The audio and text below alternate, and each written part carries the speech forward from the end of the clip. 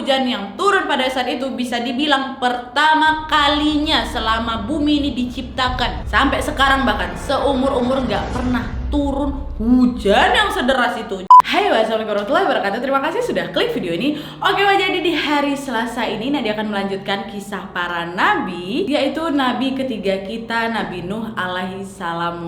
Dimana salah satu kisah beliau yang terkenal adalah pada saat beliau membuat bahtera yang luar biasa besar, sampai akhirnya beliau bisa menyelamatkan umat-umat yang beriman kepada beliau dan Allah Subhanahu wa taala. Nabi Nuh alaihi salam dan bahteranya ini dikisahkan menjadi simbol atau bukti mukjizat sang pencipta kepada umatnya yang sangat patuh kepada Allah Subhanahu wa taala. Nah, terus gimana nih sama yang nggak patuh, ya kan? Dan gimana kisah lengkapnya? Kita langsung masuk aja ke ceritanya. Check it out.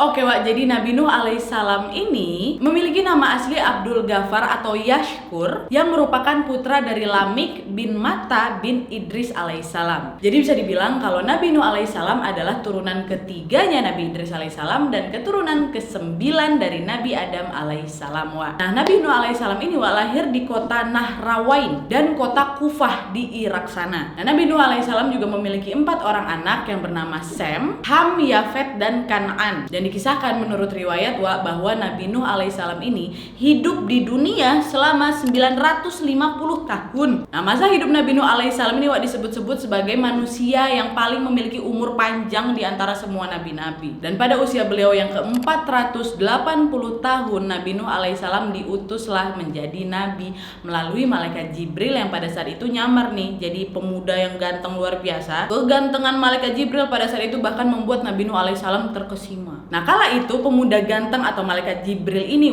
menghampirilah Nabi Nuh alaihissalam kan. Yang ketika itu Nabi Nuh alaihissalam langsung heran nih, kok bisa ada pemuda gagah tampan nemuin aku gitu ya kan. Dan ketika Nabi Nuh alaihissalam bertanya tentang kepentingan si pemuda itu terhadap dirinya, pemuda tersebut berkata sambil memasangkan muhajidin atau semacam jubah kebesaran gitu kepada Nabi Nuh alaihissalam, sembari juga melilitkan sorban kemenangan kepada Nabi Nuh alaihissalam sambil berkata, berilah peringatan kepada musuh Allah Subhanahu wa taala yang bernama Darmashil bin Fumail bin Jij bin Qabil bin Adam, turunannya Qabil, manusia pertama yang membunuh di muka bumi ini, anaknya Nabi Adam alaihissalam. Nah, ini turunannya dia nih. Nah, siapa sih Darmashil ini? Aku kasih info dikit ya. Jadi Darmashil ini adalah keturunan Nabi Adam alaihissalam yang keempat. Ya bisa dibilang kalau dia ini adalah penguasa sekaligus juga raja pada masa itu. Tapi Darmashil ini adalah manusia pertama yang membuat atau menciptakan arak di muka bumi ini dan dia yang meminumnya sendiri. Nah, kok bisa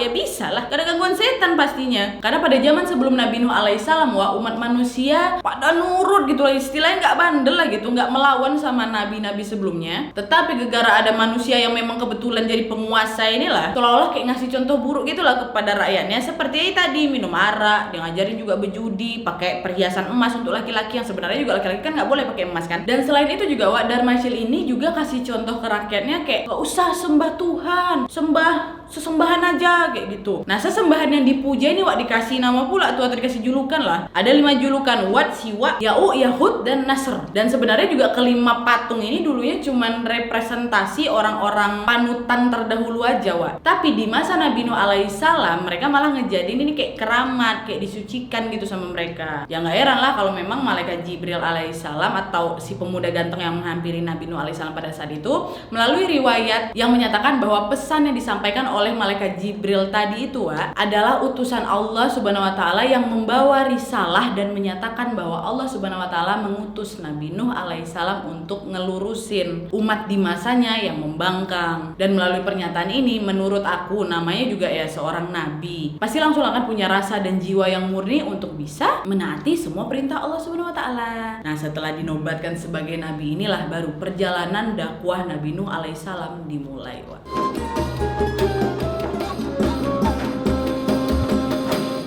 Nah, awal-awal berdakwah pokoknya pastilah banyak kali lika-liku yang dialami oleh Nabi Nuh alaihissalam. Gimana nggak berlika-liku? Keluarga beliau sendiri aja nih malah ngelakuin perbuatan yang sesat kok. Dan selama 5 abad semenjak beliau diutus jadi nabi aja, Nabi Nuh alaihissalam cuman punya 70-80 orang pengikut aja. 5 abad. Dan para pengikutnya Nabi Nuh alaihissalam ini rata-rata dari orang kalangan biasa aja Wak, bukan dari orang-orang terpandang. Nah karena pengikut Nabi Nuh alaihissalam adalah orang-orang yang biasa aja, hampir semua kaum terpandang ini ya kayak pandang sebelah mata lah sama mereka ya kan, dan gak mau bersinggungan sama pengikut Nabi Nuh alaihissalam akibat ya kesombongan mereka, keangkuhan mereka yang menganggap derajat mereka ini lebih tinggi nih dari Nabi Nuh alaihissalam dan pengikutnya. Bahkan gak heran Wak, mereka ini pernah ngolok-ngolok di depan muka Nabi Nuh alaihissalam dan pengikutnya. Masih mending lah mungkin yang ngolok orang lain lah gitu Wak ya. Nah ini keluarga Nabi Nuh alaihissalam sendiri yang hina-hina Nabi Nuh alaihissalam secara terang-terangan, dimana istri beliau dan putra tertuanya yang bernama Kan'an tadi itu loh, ternyata awalnya tanpa Nabi Nuh alaihissalam sadari kalau mereka ini udah menyimpan kebencian terhadap beliau, dan mereka menutupi itu Wak dengan berpura-pura beriman. Nah kelakuan putra sulungnya Kan'an ini ternyata nggak berefek nih sama adik-adik yang tadi itu loh, kan mereka berempat, ada Yafid, Sem sama Ham kan, yang bertiga ini beriman kepada Nabi Nuh alaihissalam beserta Allah subhanahu wa ta'ala Wak. Mereka mengikutilah jejak ayahnya. Nah si Kan'an sama ibunya yang pada saat itu akhirnya kebuka sifat aslinya. Yang pertama mereka pura-pura tuh, akhirnya atas izin Allah ketahuan nih, mereka dengan terang-terangan menentang mati-matian untuk beriman dengan mencela perbuatan suami dan ayahnya atau Nabi Nuh alaihissalam. Harusnya istri dukung ikutin suamimu. Nah kaum di masa itu juga macam gak percaya gitu sama Nabi Nuh alaihissalam kalau beliau adalah utusan Allah subhanahu wa ta'ala. Mereka yakinnya kalau Nabi Nuh alaihissalam hanya manusia biasa yang gak punya kelebihan apapun gitu. Dalam hati mereka lah, kau gak punya harta, apalagi kekuatan, kayak gini kau mau ngaku utusan Allah subhanahu wa ta'ala. Kayak gitu kata mereka. Nah pikiran-pikiran kayak ginilah yang akhirnya membuat mereka berasumsi kalau Nabi Nuh alaihissalam ini tukang bohong. Parahnya lagi nih ya, kaum di masa itu pengen kali kayak ngusir Nabi Nuh alaihissalam dari peradaban mereka. Nah ada nih salah satu pemimpin kaum di masa Nabi Nuh alaihissalam yang mengatakan kepada Nabi Nuh alaihissalam bahwa aku bakal ikhlas, aku bakal redho jadi pengikut kamu dan taat sama ajaran-ajaran kamu asal kamu Nuh bersedia mengusir umat-umat kamu yang kismin-kismin itu, kata dia. Nah Nabi Nuh alaihissalam yang mendengar pernyataan tersebut langsung menolak mentah-mentah lah ya kan, karena udah jelas gitu kan, wah Allah subhanahu wa ta'ala tidak memperbolehkan kita membeda-bedakan umat, mau umatnya kaya, miskin, ganteng, enggak, semua dianggap sederajat, pastikan. Nah mendengar jawaban dari Nabi Nuh alaihissalam, si pemimpin kaum ini kesal deh wah, ditentangnya balik Nabi Nuh alaihissalam, dimana dia meminta, wahai Nuh, silakan datangkan malapetaka kepada kami jika memang kami ini sudah membangkang kepada Allah Subhanahu wa taala untuk menjadi bukti kalau memang kau betul utusan Allah. Kata si ini siapa? Ya pemimpin kaum yang jahat itu. Ayo datangkan kalau memang kau utusan Allah, pastikan semua permintaanmu dikabulkan sama Allah. Datangkan malapetaka sama kami yang kau bilang membangkang ini, kata dia kayak gitu dengan keangkuhan dan kesombongan dia. Nah pada saat itu Nabi Nuh alaihissalam yang memang udah kayak ngerasa udah nggak tahu lagi lah cara untuk ngadepin orang-orang bandel kayak gini nih ya, beliau akhirnya pasrah dan berdoa kepada Allah Subhanahu wa taala agar bisa menurunkan azab sesuai dengan yang mereka minta sendiri. Kan mereka minta dapat malapetaka atau azab kan, ya udah pasrahkan, berdoa sama Allah, bisa-bisanya dia minta diazab. Dan betul Wak, sebelum akhirnya didatangkan itu azab sesuai permintaan orang kafir itu, Allah Subhanahu wa taala pun kasih perintahlah kepada Nabi Nuh alaihissalam dengan cara Allah Subhanahu wa taala memerintahkan Nabi Nuh alaihissalam untuk membangun sebuah bahtera atau kapal yang luar biasa besar dan kuat. Nah udah dikasih perintah Wak, Nabi Nuh alaihissalam pun tanpa banyak tanya, tanpa meragukan langsung menuruti perintah Allah Subhanahu wa taala, dan langsunglah beliau membuat bahtera yang diminta itu. Ini Wak ya, dari pertama bahtera itu mau dibuat sampai selesai itu membutuhkan waktu berapa? 3 hari? 1 bulan? 1 tahun? Tidak kawan, 40 tahun. 40 tahun membangun bahtera kuat itu Wak. Dan proses pembuatannya itu Wak ya, bukannya dibuat di samping sungai atau danau atau laut atau yang berair kayak gitu. Tidak, Nabi Nuh alaihissalam membuat bahtera tersebut di atas bukit gurun pasir yang tandus sekali Wak. Istilahnya jangankan banjir datang, hujan pun kayak nggak mau jatuhin airnya ke sana gitu Wak, tandus. Jadi bisa dibayangin kan Wak ya, selama 40 tahun bangun bahtera sebesar itu, besar bangunan itu loh, dibuat di tengah-tengah gurun. Pasti kalau awak manusia biasa ini kayak udahlah nyerah aku. Tapi itu perintah Allah Subhanahu wa taala, tak ada keraguan dari Nabi Nuh alaihissalam ya kan Wak. Bahkan di situ Wak, Nabi Nuh alaihissalam dan pengikutnya sempat Wak dikatain nauzubillah min zalik, orang ada gangguan jiwa. Ya karena itu mereka menganggap buat pekerjaan itu ya bakal sia-sia. Udah kok buat bertahun-tahun enggak selesai sebesar itu, kok bangun di atas bukit tandus lagi. Nauzubillah min zalik. Orang-orang pada saat itu berpikirnya seperti itu Wak. Nah di proses inilah Wak yang menurutku kayak Nabi Nuh alaihissalam pasti sudah menampakkan bibit-bibit kenabian beliau yang mana Bagaimana? Dengan sabar beliau menerima hinaan dan ejekan kaumnya, bahkan keluarga sendiri, istri sama anak itu. Beliau lebih memilih untuk tetap melaksanakan perintah Allah Subhanahu wa taala karena beliau sangat yakin kalau yang paling tahu di muka bumi ini adalah Allah Subhanahu wa taala sendiri. Mereka yang ngejek-ngejek ini tahu apa sih istilahnya gitu kan? Nah, menurut sebuah riwayat, bahtera yang dibuat oleh Nabi Nuh alaihissalam ini memiliki ukuran panjang seluas 1200 hasta atau sekitar 550 meter. Nah, nanti lebarnya 600 hasta atau 275 meter lah. Dan bahtera tersebut dibangun ada 3 tingkatan. Tingkatan yang pertama itu diperuntukkan khusus untuk hewan-hewan, tingkat kedua untuk semua pengikut Nabi Nuh alaihissalam, dan di tingkat ketiga untuk burung-burung. Nah, bahtera yang didesain sendiri oleh Nabi Nuh alaihissalam ini dan para pengikutnya pun akhirnya memberikan penutup atas gitu loh di bagian puncak bahtera itu untuk bisa berjaga-jaga supaya nanti seluruh penumpang dan isinya itu bakal aman ketika nanti Allah memberikan azab yang diminta sama orang-orang itu. Nah, selama waktu dihabiskan untuk membangun bahtera, selama itulah Nabi Nuh alaihissalam dan umatnya dilontari kata-kata hinaan yang membuat Nabi Nuh alaihissalam terus berdoa dan memohon kepada Allah Subhanahu wa taala agar nantinya setelah malapetaka itu diturunkan, Allah Subhanahu wa taala tidak membiarkan seorang kaum pembangkang ini selamat dari bahaya itu. Nabi Nuh alaihissalam juga memohon agar manusia yang selamat gak lagi-lagi jadi manusia yang pembangkang, tersesat atau berbuat hal-hal yang mendekati perbuatan yang tercela. Mendekati ya jangan.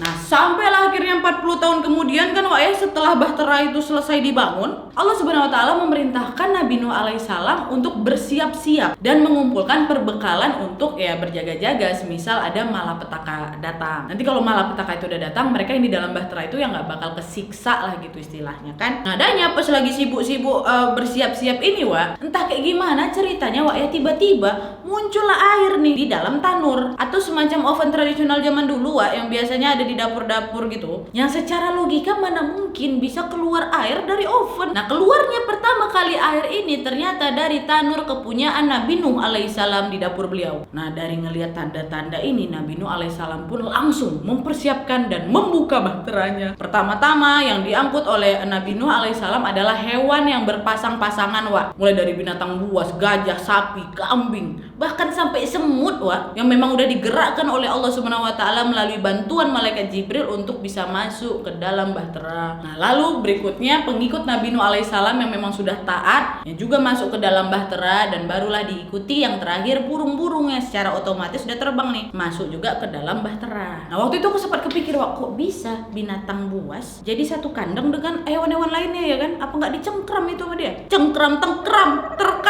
Terkam, dicomot langsung ya kan? Jawabannya adalah tidak, karena ternyata hewan-hewan itu sudah ditundukkan kepalanya oleh Allah Subhanahu wa taala. Ya supaya nggak nakal gitulah, dan naluri buasnya itu kayak dicabut untuk sementara gitu loh. Nah, ketika udah pada masuk semua tuh ke dalam bahtera ya kan? Nabi Nuh alaihissalam juga sempat mengajak istri beliau dan putranya Kan'an tadi untuk masuk ke bahtera juga. Tapi bukannya nurut nih, Nabi Nuh alaihissalam malah diejek sama mereka. Nah, dua orang ini malah ngikut sama kaum pembangkang yang ngatain sama ngetawain Nabi Nuh alaihissalam tuh. Mereka bilang, mana mungkin bakal ada banjir di gurun pasir kayak gini. Dan kalaupun nanti memang ada nih air yang bikin sedikit banjir, nggak mungkin bisa melayarkan bahtera yang segede bagong ini, kata mereka. Nggak segede bagong sih, mungkin nggak ada istilah kayak itu, tapi istilah kayak gitulah. Kok dihina-hinanya masih dihina-hina padahal airnya keluar tuh. Bahkan ya kalau juga nanti hujan turun lah itu, pasir nggak bakal sempat buat kubangan karena saking ausnya itu pasir sama air ya kan. Orang jarang kena air kok, kata mereka gitu. Itu tuh kata istri yang kata Kan'an sama pengikut pembangkang itu. Nah, ya udahlah kan karena memang istri sama anaknya nggak mau ikut. Nabi Nuh alaihissalam pun langsung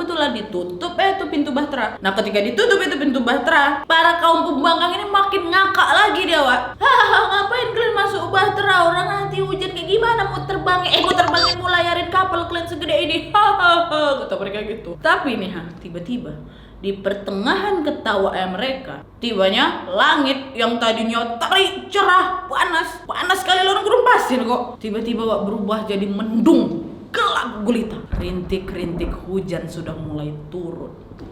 yang semakin lama semakin deras, seperti mata air yang mengeluarkan air dengan deras tanpa henti lah gitu istilahnya, Wak. Bukan kayak hujan-hujan kita itu tidak buar gitu nah menurut beberapa informasi, Wak, derasnya air hujan yang turun pada saat itu bisa dibilang pertama kalinya selama bumi ini diciptakan. Sampai sekarang bahkan seumur-umur nggak pernah turun hujan yang sederas itu. Jangan bayangkan hujan kayak kita ya, sekali lagi baru pertama kali terjadi di muka bumi ini dan gak pernah terjadi lagi. Itulah kaum Nabi Nuh. Bukan kaum Nabi Nuh, kaum pembangkang Nabi Nuh. Dan di saat yang bersamaan, Wak, air lautan mulai bergejolak dan ombak besar pun datang, layaknya menyapu bumi serta isinya. Dan dalam sekejap air semakin tinggi terjadilah air bah yang begitu dahsyatnya, Wak, yang akhirnya membanjirilah tempat mereka, membanjiri bumi dan perlahan-lahan menenggelamkan seisinya.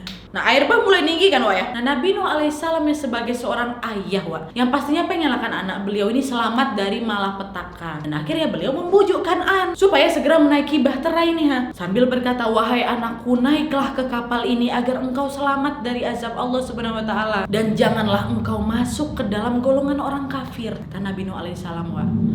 Tapi dia, Wak, ya, bukannya nurut sama bapak ya, atau senang lah gitu udah ditolong padahal udah diejek-ejek ya kan. Ini udah bandang, udah tinggi air. Si Kan'an, Wak, justru menolak mentah-mentah ajakan bapaknya. Dia sambil berkata, "Enggak, aku akan mencari perlindungan ke gunung yang dapat memeliharaku dari air bah ini," kata dia. Nah, Nabi Nuh alaihissalam yang mendengar pernyataan anak beliau ini pun tetap, Wak, semakin berusaha untuk meyakinkan anaknya dengan berkata, "Tidak ada yang bisa melindungi hari ini dari azab Allah Subhanahu wa taala selain Allah Subhanahu wa taala saja yang Maha Penyayang." Diturutin? Tidak. Si Kan'an tetap kekeh nggak mau ikut sama bapaknya. Dia nganggap nih ya, kalau peristiwa ini ya bencana lazim yang bakal ngeredak kok. Tapi mungkin memang airnya lagi banyak aja gitu katanya. Tapi ya pastilah perkiraan Kan'an ini salah. Banjir semakin lama semakin tinggi. Nah, meskipun si Kan'an ini udah tahu kalau bah itu udah makin meninggi, Wak, tapi dia tetap nggak mau masuk dalam kapal. Dan dia ingin menyelamatkan dirinya sendiri dengan cara berenang menuju puncak gunung yang belum tersentuh waktu itu memang. Nah, Kan'an menganggap bahwa air ini tidak akan sampai ke puncak gunung tersebut. Tapi sekali lagi, kau salah. Air bah tadi ternyata sampai ke puncak gunung, Wak, meski yang tertinggi sekalipun. Dan di sela percakapan ini Nabi Nuh alaihissalam masih memujuk, ya, di sela percakapan antara keduanya ini, entah dari mana asalnya tiba-tiba muncullah gelombang besar yang akhirnya memisahkan antara Nabi Nuh dengan Kan'an. Zoom, pisah. Dan dengan seketika Kan'an lenyaplah, tenggelam kan. Nah, Nabi Nuh alaihissalam yang kehilangan putra kandungnya ini tetap, Wak, berusaha mencari keberadaan putra sulungnya. Beliau fokuskan pandangan beliau supaya bisa melihat kemunculan anak yang lagi tenggelam itu. Tapi ya iya, semuanya sia-sia. Nabi Nuh alaihissalam pun sangat sedih kehilangan putra yang sangat beliau sayangi. Dan balik lagi, namanya juga seorang ayah, Wak, ya. Mau kayak gimana anaknya ya bakal tetap pengen lah anaknya ini terlindungi dan selamat pastinya. Dan mengetahui anak beliau ini hilang di telan air tadi, Nabi Nuh alaihissalam juga sempat memohon kepada Allah Subhanahu wa taala dan menagih janji sang pencipta yang menurut Nabi Nuh alaihissalam bakal memastikan seluruh keluarganya selamat di malapetaka ini. Dan Nabi Nuh alaihissalam juga bertanya-tanya kenapa Kan'an ini tidak selamat, dengan berkata, "Ya Allah, ya Tuhanku, sesungguhnya anakku termasuk keluargaku, dan sesungguhnya janji Engkau itu adalah yang benar, dan Engkau adalah hakim yang seadil-adilnya." Allah Subhanahu wa taala pun menjawab melalui firman-Nya, "Hai Nuh, sesungguhnya dia bukanlah termasuk keluargamu yang dijanjikan akan selamat. Sesungguhnya perbuatannya perbuatan yang tidak baik. Oleh sebab itu janganlah kamu memohon kepadaku sesuatu yang tidak kamu ketahui hakikatnya. Sesungguhnya aku memperingatkan kepadamu supaya kamu jangan termasuk orang-orang yang tidak berpengetahuan." Nah, Nabi Nuh alaihissalam pun kemudian menyadari atas kesalahannya dan keraguan beliau. Beliau pun langsung meminta ampunan kepada Allah Subhanahu wa taala. Dan dengan bersamaan Nabi Nuh alaihissalam pun mengikhlaskan kepergian putranya, istrinya, dan kaum-kaum di masanya yang membangkang tersebut tenggelam, sudah hilang. Nah, lalu, Wak, setelah semua yang bangkang kepada Allah Subhanahu wa taala ini udah ditenggelamkan sama derasnya air yang memenuhi bumi yang tinggi yang melebihi puncak gunung tertinggi ini, secara bersamaan pula, Wak, Allah Subhanahu wa taala memberikan perlindungan dan memelihara bahtera Nabi Nuh alaihissalam yang berlayar selama 150 hari di lautan air bah itu yang tanpa batas. Kapal terus berlayar hingga kaum Nabi Nuh alaihissalam yang zolim tidak tersisa. Dan setelah seluruh kaum Nabi Nuh alaihissalam yang pembangkang ini tenggelam, kemudian Allah Subhanahu wa taala memerintahkan bumi untuk menghisap seluruh air bah yang ada dan memerintahkan langit untuk menghentikan hujan derasnya, Wak. Dan dalam sekejap surutlah air bah, Wak, secara perlahan. Air banjir yang kian surut tersebut membawa bahtera Nabi Nuh alaihissalam terdampar di sebuah gunung bernama Gunung Judi, Wak. Memang namanya Gunung Judi ya, bukan orang berjudi main di situ, bukan. Misalnya